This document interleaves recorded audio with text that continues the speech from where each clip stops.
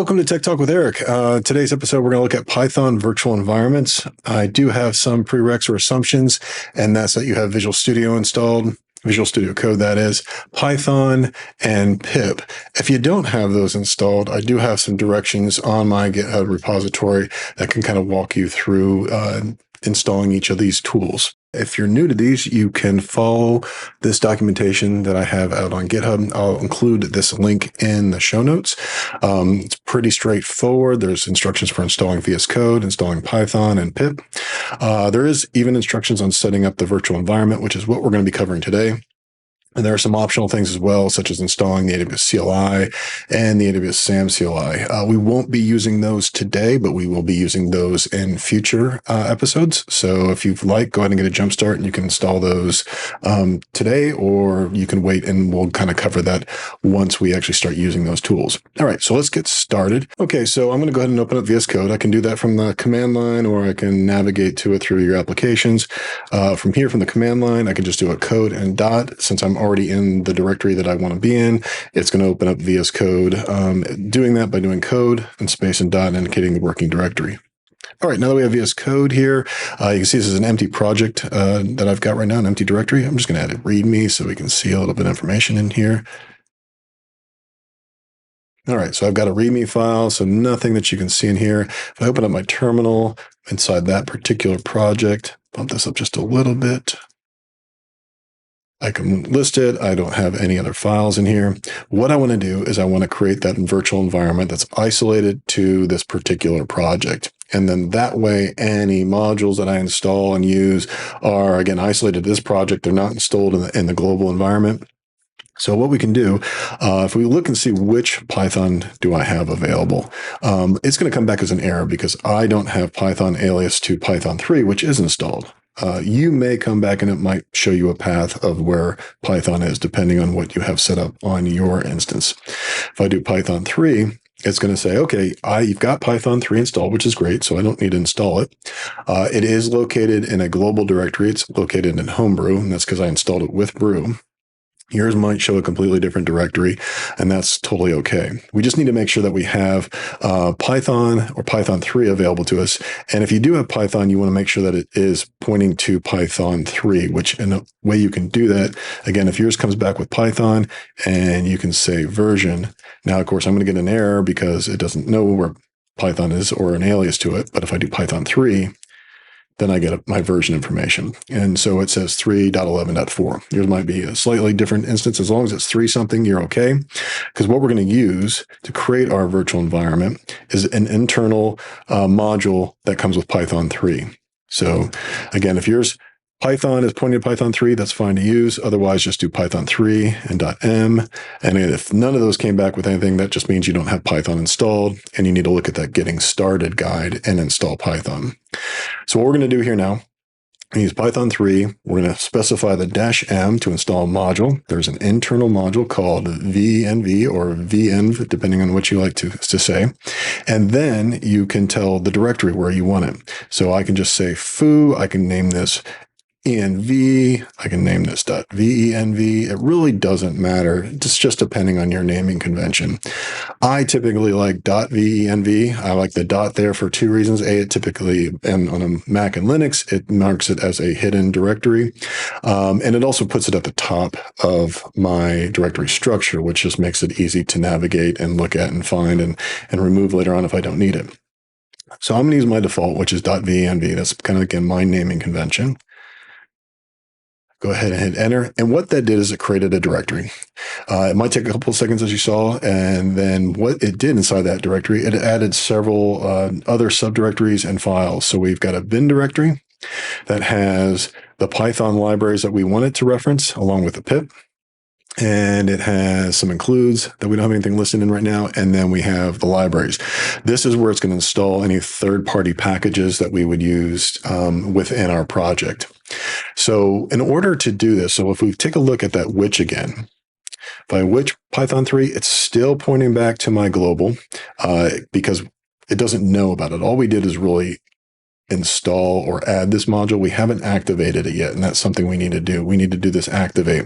On a Mac and Linux, you can use activate. If you're on Windows with like a subsystem, a shell subsystem, you can use this as well, or you can use the PowerShell activate. So in order to do that, it's pretty easy. We just tell our terminal to which source we want to point to, and we say .venv, whatever directory you named it right here. So again, I named mine very similar to what the module name is. So this is just whatever I decided to name this directory. So if you named it foo, this is going to be foo. And then we need to follow that path. So .venv, bin, and activate. If you're on a Windows, you can just simply omit this source part and then probably point it to your activate PowerShell. Now, when I do that, go ahead and I activate it. Let me see. I'm not getting, there we go. I brought down my font just a little bit so you could see what it does here as it shows the virtual environment here. If I were to name this foo, it's kind of a weird thing. If I were to name it foo, then it would have said foo here. My system is just a little bit weird that it shows the directory structure whenever I use, which seems to almost be like a reserved word, like .venv or env. It's just a little strange. So don't worry, as long as yours probably shows your virtual environment here, or you might have it over here, depending on your configuration, you've got a visual indication that your terminal now knows about it. Another way to check is to go ahead and clear this. You can now again say which Python, and I can actually do which Python now because not only did it set a reference to the Python 3, but it set a reference to Python as well. So this now works. And it actually says, hey, I am using, this is my full path to .venv, bin, and Python. And that's where it's going to use. Anytime I reference Python, that's where it's going to execute from. Same thing if I do which Python 3. Same thing. If I do Python version now, I get Python 3.11.4. And same thing if I do Python 3 as well. So this is great. This is what I want. This means that anytime I reference Python, it will now use this particular directory as my environment for executing Python itself and the libraries that I install. So now if I clear this, the next thing we want to do is we actually want to install a package. And in order to do that, we use pip. So you should probably have pip installed. Should come back with something like this. And a version, it is pointing to this virtual environment, which is great, which is what I want. And I can say pip install any package that I want. So whatever the package name is. In this case, let's install a package called Boto3. Boto3 is a library that if you're doing any SDK work with AWS, you'll be using Boto3 quite a bit. It's a way that you can connect to things like S3, you can connect to Lambda, you can connect to API Gateway and execute functions, things like that. So I'm going to go ahead and install Boto.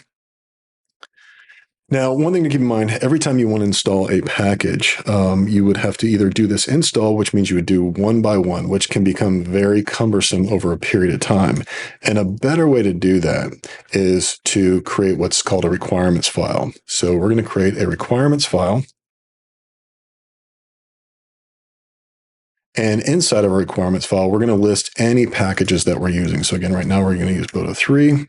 And what would happen if I did a pip install, and we're going to point it to R for our requirements file and our requirements text file. Now we already have Boto3 installed. So it's just going to literally tell us that, hey, I've already found it. Everything's been satisfied. We've got all the right version numbers, and it just says you're fine. You don't need to do anything. Although it does tell me I can go ahead and do an upgrade on pip. So I'll do that so I don't keep getting those messages during these episodes. Okay. So I just, all I did there was upgrade pip. If we add other ones, such as say request, we can add that here as well. I'm not going to install that quite yet. I just want to show you a few things. So now we do have that package installed. It installed it here, which is what we want it to do. And it should isolate any sort of execution runtimes to this particular library. Okay, so the next thing we want to do is we want to actually use a package, and we want to see how does this virtual environment work. So let's just go ahead and add a file. Oops, don't add it there. We'll add it out here in the root area. And we're going to call this HTTP request, because that's what we're going to do. We're just going to use the request module, and we're going to just issue a couple of requests. Okay, so here's a couple of things that we need to know. Right now, our terminal knows that we're in our virtual environment. When I select a Python file, it actually tells me down here, it shows which environment VS Code knows about. So there's kind of a disconnect here between our terminal and what VS Code does. Now, sometimes when you set up your virtual environment, you get that little message box down here that says, hey, VS Code just realized that you set up a virtual environment. Would you like to go ahead and set that virtual environment? If you say yes, then it's going to automatically select whichever virtual environment you set up. Otherwise, you can come in here and you can actually select it. So right now, again, it's going to the global. It's recommending because it sees that I have a virtual environment here. We're going to do that in just a second, but I just kind of want to show you how that disconnect works, because you might run into this problem, and this is a really quick, helpful hint on how to troubleshoot a few things. So again, VS Code does not know about our virtual environment, but Python does. In our terminal, it does know about it from here. Okay, so let's just get out of here. And I've got this HTTP request. So here I'm going to do an import requests. Now, here's where it's actually, what I have right now. I've got Code Whisperer running and a few other things. I'm going to go over that a little bit later on. For now, I'm going to disable Code Whisperer because I just don't want to worry about it running and mucking up a few things right now. Okay. So again, back to this, we have our request running, and it doesn't know about request, which is understandable because we haven't installed it yet, right? But if we do come in here, and if we say in our requirements file, and we say, let's go ahead and add request. Now let's do that pip install -r and requirements. And notice this time I didn't do that /. The // is just saying local directory. I can do either one there. I'm in a habit of doing the dot, mainly because when you execute shell functions and things like that, it requires that. But either one works fine. Okay, so let's install that. Now, again, it did kind of bypass the Boda because that was already running. But then it did actually install our request. So we're good there. If we look at our library, we can see that it's a lot more packages have been installed with the request. Now, if we go back to our Python file, we get a request error here because, again, VS Code doesn't know about it because it's looking here. And what does that mean? So if I were to actually try to run this file, I'm going to do a little bit of a print here. I'm going to say print, request initiated, something like that. Okay. Now, if I were to do that from the I were to do that from the terminal, and I were to say Python and HTTP request and execute it this way, again, the terminal here knows about my virtual environment. It knows about the package that was installed. So I should get this print request in it. Now, it didn't actually, run any through anything through the request module, but it didn't get an error because it knows about the request module because we have it installed and our terminal is currently linked up to the virtual environment. If I were to execute this through VS Code without switching the environment, I'm going to get an error because right now VS Code doesn't know about it. So we get the squiggly line here. We get a problems here that it doesn't know about it. So if that means if I were to actually try to run this through the debugger, so run this particular file, it's fine. As soon as it runs, I'm going to get that error that says no module name request. We get this no module name request, module not found error. And again, that's because VS Code right now, there's a bit of a disconnect. It does not know that we've set up this virtual environment. It kind of knows because it's telling us that it's possible, but it's not linked to it right now. And so it gets that error there. When we run it, we get a squiggly here. We also get a problem here. Easy fix for that is just to come up and say, I'm going to select that virtual environment. Give it a second or two, everything gets resolved. So now this is great. I just want to point that out because when you run through some things and you do a few things through the terminal is it knows what its settings are. It's set those paths and everything, but it didn't necessarily link it up with VS Code. VS Code again sometimes may ask you, and you might get this dialog down here when you do that activate, and if you say yes there, then it's automatically going to set that up for you. All right. So let's go ahead and clear this out. Now, if I were to run this through just doing it the Python here, of course, oops, Python not found. Why is that? I have a new terminal. Oh, so I had a different terminal open up, which did not know about that. At the debugger here. So that's why it does. The Python debugger did not know about it. I come back in here and I run this. We're fine. Perfect.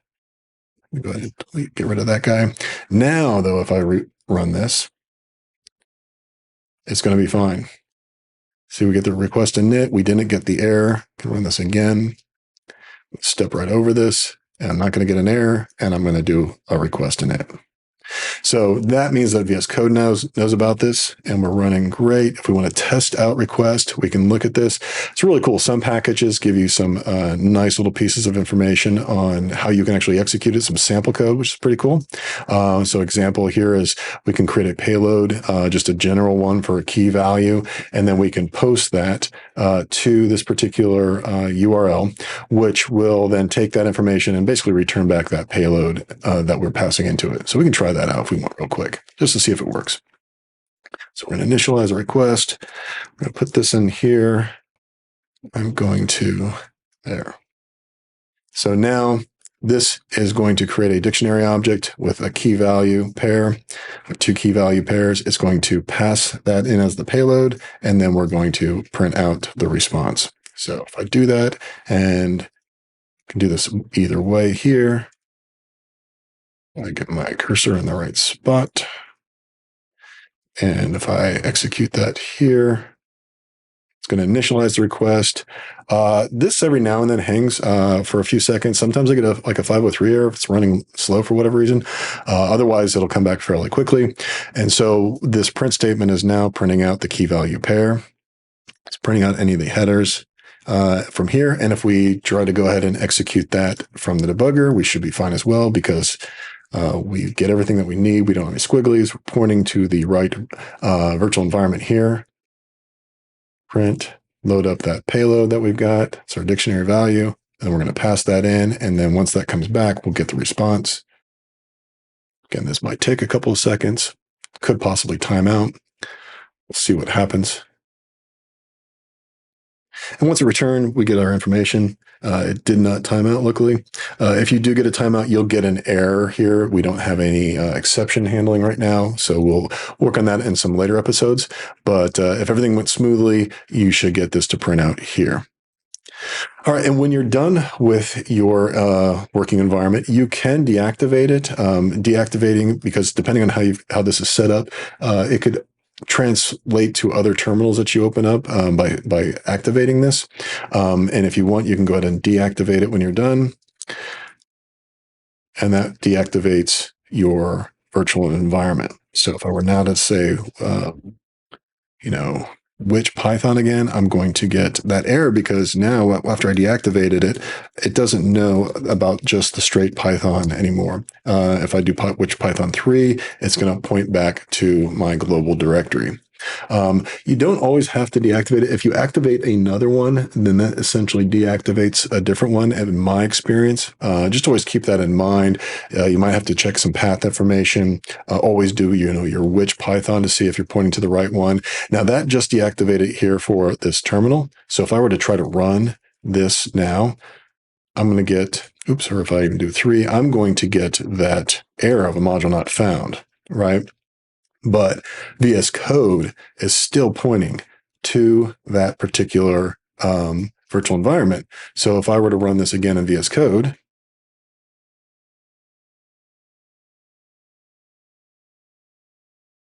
I'm going to hit my breakpoint here. Everything should be great. VS Code still knows about this. So again, there is that bit of a disconnect that you have to be aware of. Going to go ahead and run this again. Good chance it's going to take a little while or time out. We'll see what happens. Might pause the video here for a little bit. Okay, it came back fairly quickly. We got our text back. Oh, we did get a timeout. So in this case, actually, we did not get an exception. We get a timeout message from the post. So that's cool. There's some built-in error handling there. So with that, if you ever wondered how would I actually get and work around that, there is an r.status code that you could say, if status code equals say 503 or it was greater than 500, you could even do that if you wanted to, then do something. Right now I'm just going to pass and nothing happens. You could say, so that way you would know whether or not you can execute your next set of logic or not. Okay, well, that kind of wraps up this episode for setting up your virtual environment. In summary, what we did today is we created a virtual environment with env, just simply executing command of Python 3, passing in that module flag, the env module itself, and then whatever directory you want to create. We also looked at installing packages with pip, simple as pip install and our package name, or better yet, we do that -r in our requirements file. We did also look at VS Code, how it's configured with its interpreter versus what the command line interpreter is. So those are some gotchas you just want to keep an eye out on as you're working through VS Code or the terminal. So just keep in mind that, those two aren't always in sync. And if you get some errors, just make sure that, you're pointing to the right Python file, pointing to the right virtual environment, both either in your terminal and or in VS Code itself.